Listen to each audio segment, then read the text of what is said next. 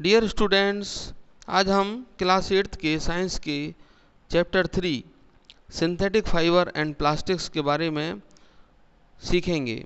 इस चैप्टर में हम सीखेंगे कि सिंथेटिक फाइबर्स क्या होते हैं, उनके क्या कैरेक्टरिस्टिक्स हैं और उनके टाइप्स क्या हैं, सिंथेटिक फाइबर के क्या एडवांटेज हैं और क्या डिसएडवांटेज हैं। इसके बाद हम प्लास्टिक के बारे में जानेंगे और इसके क्या एनवायरनमेंट पे इफ़ेक्ट है, इसके बारे में हम सीखेंगे। जैसा कि हमें पता है कि कोई भी मटेरियल एक सब्सटेंस होता है और जो कि जिससे कि चीज़ें बनाई जाती हैं, वस्तुएं बनाई जाती हैं। We use lots of material everyday, हम कई टाइप का मटेरियल एवरीडे यूज़ करते हैं और ये हो सकता है material hard, soft, flexible, water proof, absorbent, किसी भी टाइप का हो सकता है। और person making carefully selects material for it by picking the useful properties of each materials. और कोई पर्सन है इस मटेरियल को सिलेक्ट करता है क्योंकि वो उसके यूजफुल कैरेक्टर्स को लेकर ही मटेरियल बनाता है।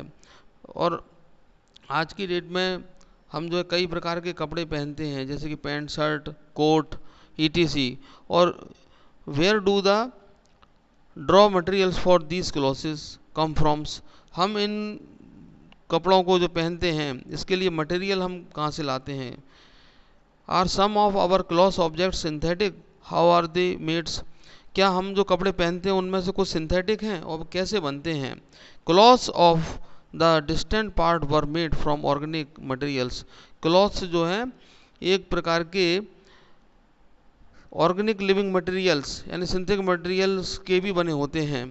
Almost all synthetic fabrics and materials used today are made from petroleum and natural gases, और जो भी सिंथेटिक फैब्रिक्स हैं, मटेरियल्स हैं, वो जो है पेट्रोलियम और नेचुरल गैस के बने हुए होते हैं। तो इसमें हम आगे स्टडी करेंगे कि हम कैसे सिंथेटिक फाइबर क्या होते हैं और उसके कैरेक्टरिस्टिक्स क्या होते हैं। इसी श्रृंखला में आगे, all natural fibre are used for making fabrics which are further used for making clothes, और जितने भी नेचुरल फाइबर हैं वो फैब्रिक बनाने के लिए उपयोग होते हैं और बाद में वो कपड़े बनाने के लिए उपयोग में आते हैं। और next to food, the most important need for human beings is clothing, खाने के बाद ह्यूमन बींग के लिए जो इम्पोर्टेंट थिंग्स है, इम्पोर्टेंट ज़रूरत है, महत्वपूर्ण ज़रूरत है, वो है कपड़े। It is not only that clothes are a part of our moral codes and decency, they also protect us from extreme temperature and climates, और कपड़े जो हम पहनते हैं वो हमारे मोरल कोड को तो बताते ही हैं। कपड़े पहनने से ही व्यक्ति की पहचान होती है, ऐसा बताया जाता है और ऐसा होता भी है। और डिसेंसी यानी कि उसकी शालीनता, अनुशासन और उसकी नैतिकता किसी व्यक्ति की कपड़े पहनने के आधार पर पहचानी जा सकती है। और इसके साथ साथ कपड़े जो है हमें टेम्परेचर से और क्लाइमेट से हमें प्रोटेक्शन देते हैं। Furthermore these fibres are use for making ropes, beds, seats, sofa cover, fishing nets, carpet, sails for boats and variety of other articles of daily use. तो कई आर्टिकल्स होते हैं डेली यूज़ के, वो फाइबर से हम बनाते हैं।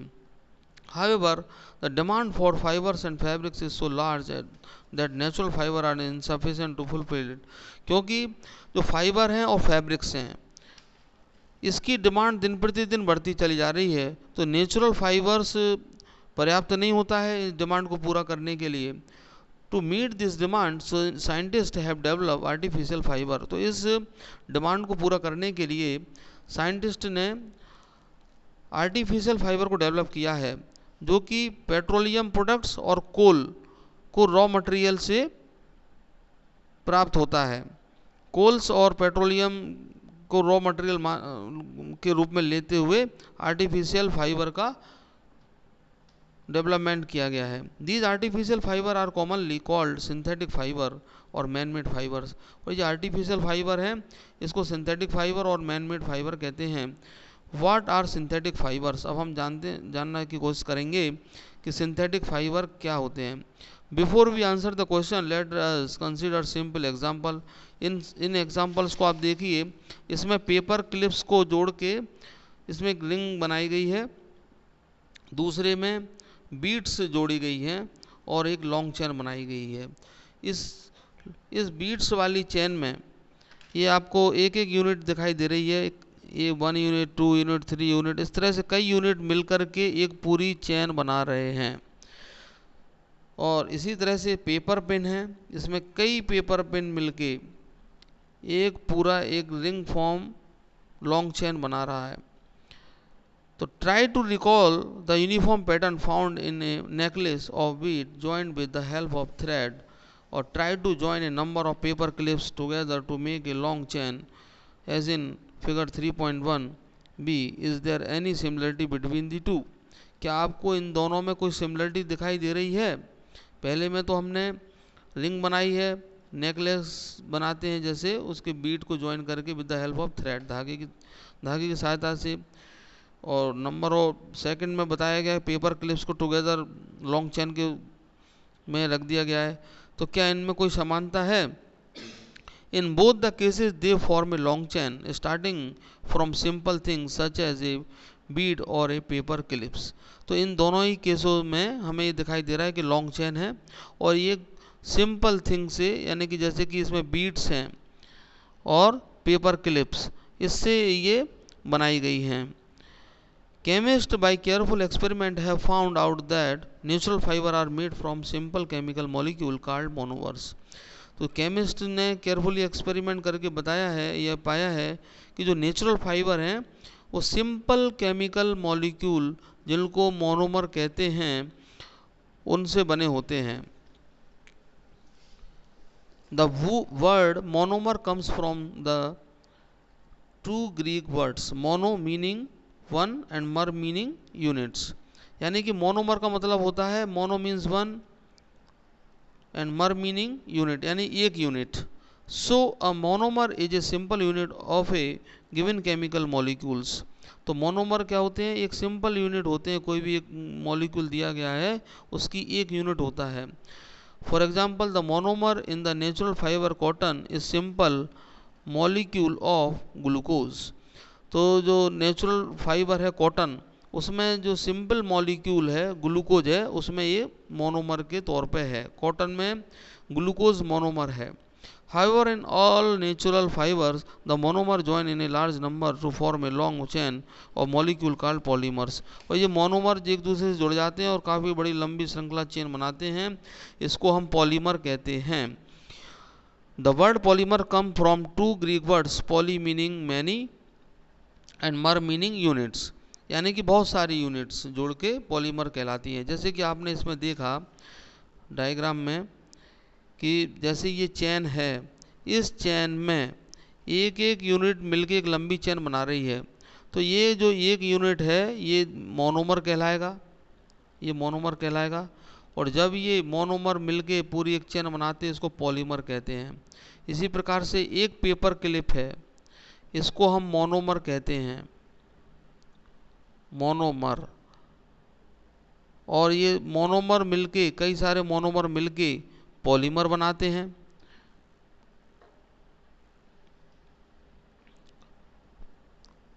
Polymer contain molecule of the same substance join together to form a long chain. तो पॉलीमर में मॉलिक्यूल होते हैं जो कि सेम सब्सटेंस के होते हैं और एक दूसरे से जुड़ के लंबी चेन बनाते हैं और बिगर मॉलिक्यूल ही बनाते हैं। Example the polymer of natural fibre cotton is called cellulose. तो जो नेचुरल फाइबर कॉटन है इसका मोनोमर तो कहलाता है ग्लूकोज और इसका पॉलीमर कहलाता है सेलुलोज। इसका मतलब ये हुआ कि कई ग्लूकोज के मॉलिक्यूल मिलके एक लंबी चेन बनाते हैं कॉटन में और सेलुलोज के फॉर्म में पॉलीमर के रूप में हमें दिखाई देते हैं। It is made of long chain of monomer of glucose. The natural fibre और polymer are plastic in nature. जो नेचुरल फाइबर हैं और पॉलीमर हैं वो नेचर में प्लास्टिक होते हैं। कोई भी नेचुरल फाइबर ले लो जैसे कि कॉटन है और या पॉलीमर्स हैं, वो नेचर में प्लास्टिक होते हैं। मतलब इसका they can be moulded into various shapes, यानी उनको वेरियस शेप्स में माउल्ड किया जा सकता है, यानी कि उनको कई शेप में उनको ढाला जा सकता है। The property by virtue of which substance can be moulded into various forms is called plasticity, यानी कि वह प्रॉपर्टी जिसमें कोई सब्सटेंस को माउल्डेड किया जाता है कई वेरियस फॉर्म्स में, यानी कि कई फॉर्म्स में उसको ढाला जा सकता है, इसको प्लास्टिसिटी कहते हैं। Where the substance by itself called plastic, और सब्सटेंस को प्लास्टिक कहा जाता है। जैसा कि आप देखते हैं कि आपके घर पे कोई प्लास्टिक की चीज़ आती है, आप उसको कैसे भी मोड़ सकते हो। तो इसी तरह से जिस सब्सटेंस में ये गुण होता है प्लास्टिक का, तो उसको प्लास्टिक कहते हैं।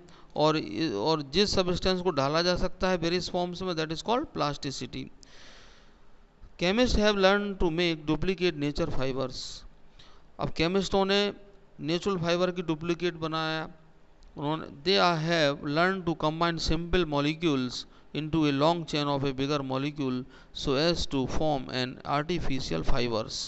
अब उन्होंने क्या किया, मोनोमर्स यानी कि कोई एक सिंपल मॉलिक्यूल को लेकर एक लंबी चेन बनाई, बिगर मॉलिक्यूल बनाया जो कि पॉलीमर में कन्वर्ट हो गया।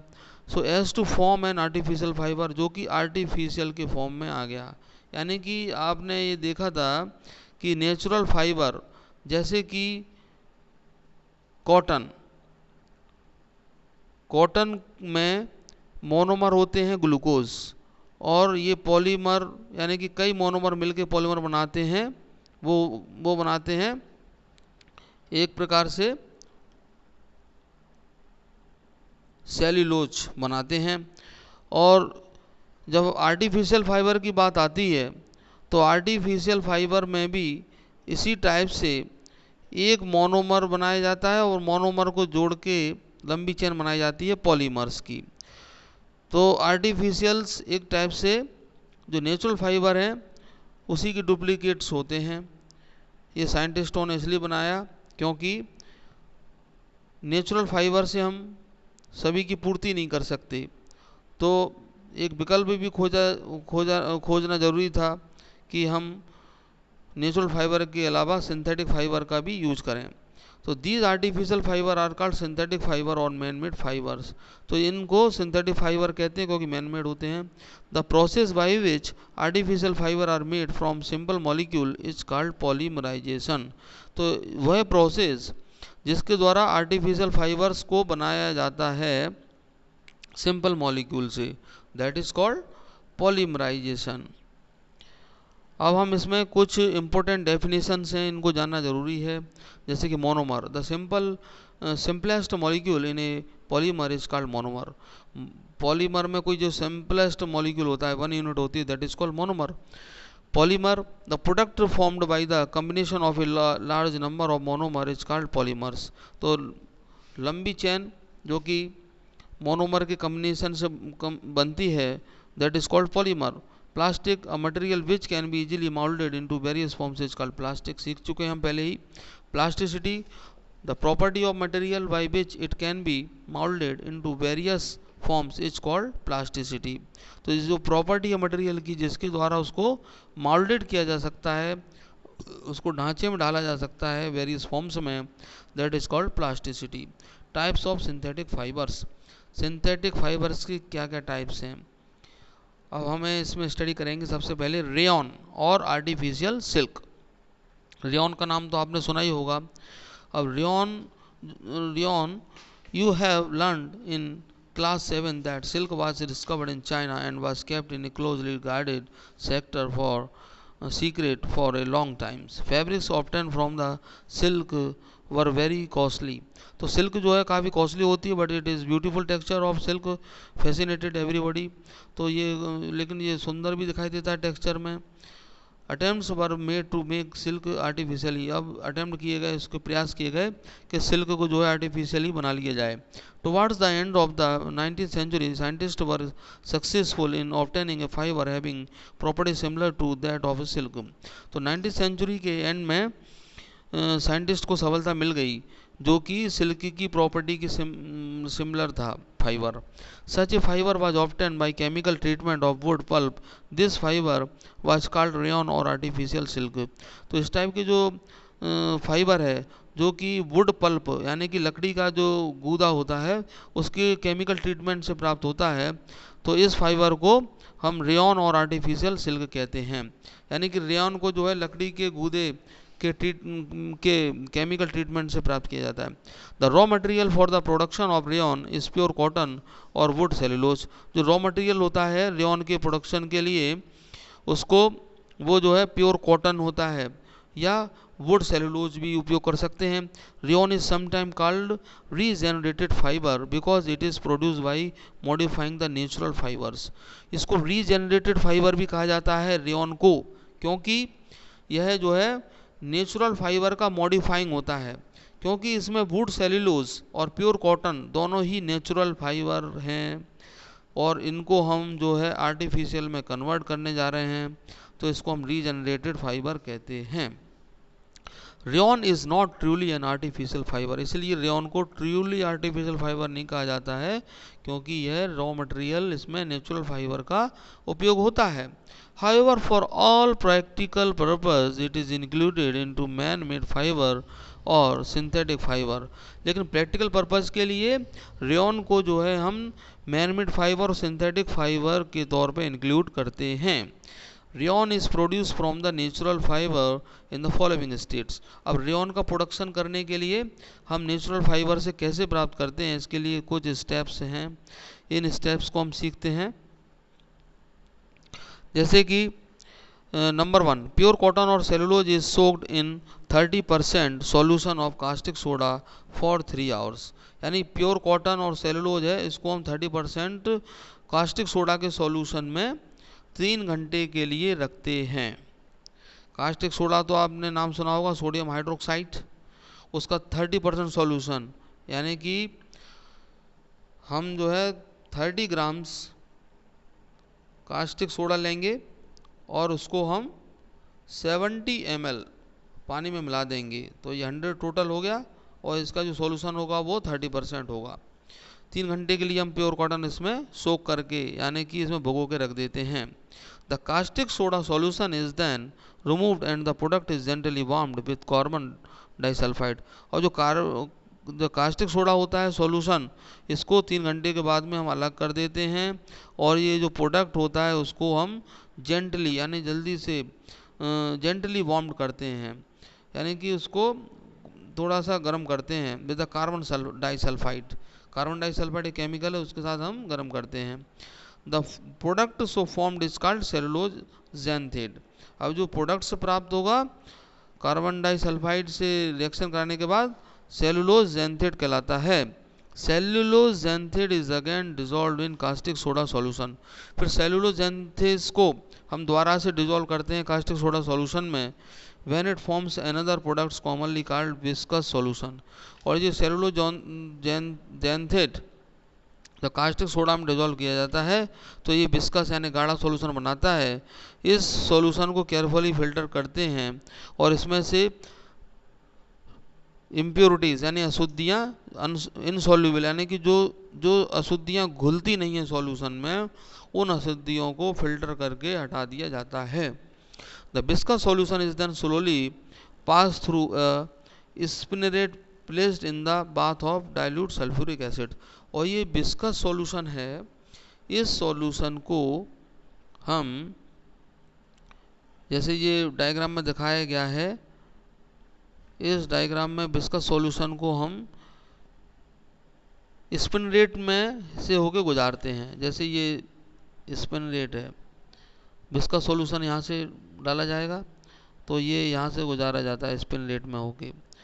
तो ये जो टब है इसमें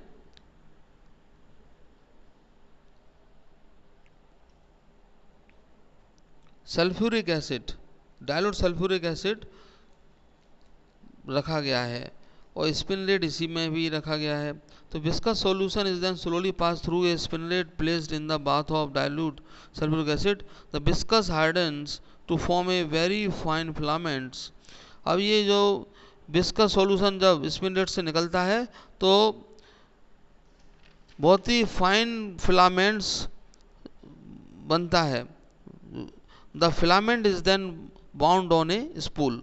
और ये जो फिलामेंट बनता है उसको बाद में हम जो धागे की रील होती है उसमें बाउंड कर लेते हैं, उसमें लपेट लेते हैं। ये देखिए इस तरह से, यानी कि जो विस्कस सॉल्यूशन एंड गाढ़ा सॉल्यूशन जो कि हमें सेलुलोज ज़ैंथेट से कास्टिक की रिएक्शन से मिला था, इसमें हम स्पिन रेट के माध्यम से इसमें से गुजारते हैं और सल्फ्यूरिक एसिड सॉल्यूशन में आता है जब, तो ये बहुत हार्ड हो जाता है। हार्ड हो जाता है तो ये फाइबर के फॉर्म में होता है।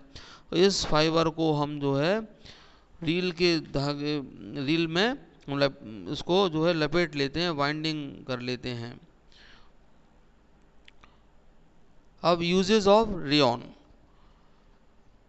The filament of rayon can be woven like any other natural fibers. They have a feel and texture of the natural silk. Following are the uses of rayons.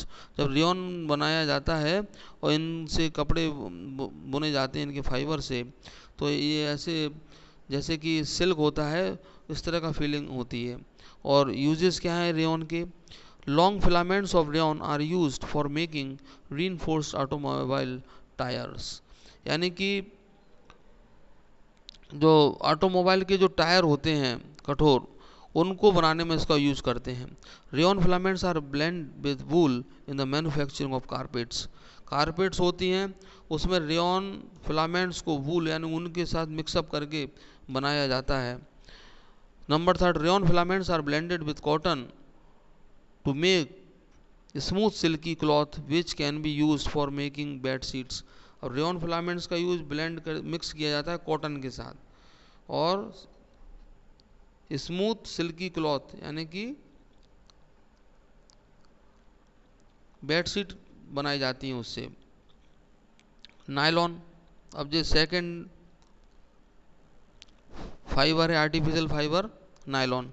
Nylon is another made fibres. It was made in 1931. It was made without using any natural raw materials from plant or animal. It is prepared by the polymerization of amide molecules. तो अब ये जो पहले हमने बनाया था natural raw material से rayon को, अब लेकिन इसमें हम नायलॉन में क्या करते हैं? Polymerisation of amide molecule. Amide molecule जो होता है ये मोनोमर है, और ये काफ़ी सारे अमाइड मॉलिक्यूल मिलके एक पॉलीमर बनाते हैं जो कि नायलॉन के फॉर्म में प्राप्त होता है। The amide molecule are obtain from petroleum products by complex chemical process. ये पेट्रोलियम प्रोडक्ट से प्राप्त होता है। The nylon fibre consist of a very long chain of polyamide molecules. तो इसमें लंबी चेन होती है पॉलीमाइड मॉलिक्यूल्स की। The nylon fibre are elastic, strong and water resistance. ये वाटर के रेजिस्टेंस होते हैं, इनमें पानी का कोई इफेक्ट नहीं होता है। नायलॉन फाइबर इलास्टिक होते हैं यानी कि लचीले होते हैं, स्ट्रॉन्ग होते हैं। It was the first fully synthetic fibre. यह पूरी तरह से सिंथेटिक फाइबर है, क्योंकि ये केमिकल से ही बनाया जा रहा है अमाइड से। अब इसमें एक जानकारी दी गई है कि जैसे जो नायलॉन है, वो नायलॉन की शब्द की उत्पत्ति कहाँ से हुई, तो इसमें ये बताया गया है कि नायलॉन बनाने के लिए एक तो न्यूयॉर्क और एक लंदन, दोनों जगह के साइंटिस्टों का योगदान रहा है। तो न्यूयॉर्क में NY आता है तो उसका NY हो गया, और LON नायलॉन में LON है वो लंदन से आया है। तो इस तरह से नायलॉन का नामकरण हुआ है। Nylon fibre is highly elastic, tensile and has silk like appearance. Nylon जो है काफ़ी इलास्टिक होता है, टेंसाइल यानी कि उसमें खिंचाव होने की क्षमता होती है, और सिल्की की तरह दिखाई देता है। Women's stocking made from nylon were instant hit in the market. तो जब ये नया नया आया हुआ था उस समय मोजे बनाए जाते थे लेडीज़ों के, तो उस समय काफ़ी इसकी डिमांड भी थी। और जब सेकेंड वर्ल्ड वार हुआ तो उस समय इसी नायलॉन का उपयोग पैरासूट बनाने में किया गया। और जब वर्ल्ड वार समाप्त हो गया तो फिर अगेन इसकी डिमांड फिर दोबारा हुई, और वो फिर से नायलॉन के स्टॉकिंग यानी कि लंबे मोजे बनाने फिर से शुरू कर दिए गए। तो इसकी काफ़ी डिमांड रही है at that time. Uses of nylon, it is use for making ropes for rock climbing and fishing nets. यानी कि आपने देखा होगा कि क्लाइंबिंग के लिए जो रॉक क्लाइंबिंग के लिए जो रस्सी का उपयोग किया जाता है, रोप का उपयोग किया जाता है, उसको बनाने में नायलॉन की रस्सी का उपयोग किया जाता है। और फिशिंग नेट्स यानी कि मछली पकड़ने के लिए जो जाल बनाए जाते हैं वो भी इसी के नायलॉन के बने होते हैं। It is use for making tyre cords and strings for tennis rackets etc। और टायर के कॉर्ड बनाने के लिए यूज़ किए जाते हैं, और टेनिस के रैकेट होते हैं उनमें बीच में जाल होता है, जो आपको फिगर में दिखाई दे रहा है, इसको भी बनाए जाते हैं। टूथ ब्रशेस हैं, पैरासूट्स हैं, सब नायलॉन के बने होते हैं। Number third, it is use for making fabrics for clothing and parachutes. इसका यूज़ फैब्रिक बनाने में यानी कि क्लॉथ बनाने में और पैरासूट बनाने में किया जाता है। Stocking on the account of its high elasticity, क्योंकि इसमें हाई इलास्टिसिटी है तो इसका यूज स्टॉकिंग यानी कि लंबे मोजे बनाने में किया जाता है। It is use for making small parts of machine such as washers, pulleys, small parts बनाने में भी करते हैं मशीनों के। It is use for making common household article such as tooth brush, combs मतलब कंघे, जिप, फास्टनर, हुक्स इत्यादि में भी इसका उपयोग किया जाता है। अब नेक्स्ट हम फाइबर पॉलिएस्टर का नेक्स्ट वीडियो में आपको एक्सप्लेन करेंगे। जब तक आप इन दो रेयॉन एंड आपको नायलॉन के बारे में सिखाया गया है, इसको आप ठीक से लर्न करें, समझें और कोई प्रॉब्लम आने पर आप पूछ भी सकते हैं। Thank you very much students.